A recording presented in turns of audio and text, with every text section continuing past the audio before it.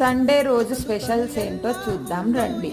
ఈరోజు మా ఇంట్లో వెజిటేబుల్ బిర్యానీ చేస్తున్నాను. వెజిటేబుల్ బిర్యానీ అన్నాను కదా, సారీ, ప్లెయిన్ బిర్యానీ చేస్తున్నాను. ఉల్లిపాయలు, పచ్చిమిరపకాయలు, పుదీనా, అల్లం వెల్లిపాయ పేస్ట్ వేసి బిర్యానీ ప్లెయిన్గా చేస్తున్నాను. ఇక్కడ సాజీరా కూడా వేసుకోవచ్చు, కానీ నేను బై మిస్టేక్ మర్చిపోయాను. ఇంకా పప్పుచారులోకి పప్పు ఉడకబెట్టుకోవాలి, టమాటా జ్యూస్ మిక్సీ పట్టుకోవాలి. టమాటాలు చూసి కడిగినాకనే మిక్సీ పట్టుకోండి. టమాటాలు కూడా ఎక్కువగా వేసుకుంటే బాగుంటుంది ఈ మసాలా పప్పుచారుకి. బిర్యానీ ముందుగా rice, basmati rice half an hour నానబెట్టుకోవాలి. ఇక్కడ నేను ఫస్ట్ ఫ్రై చేస్తాను నూనెలో, తర్వాత నీళ్లు పోస్తాను. ఇలా చేసుకుంటే అన్నం మెత్తపడకుండా పలుకు పలుకుగా వస్తుంది.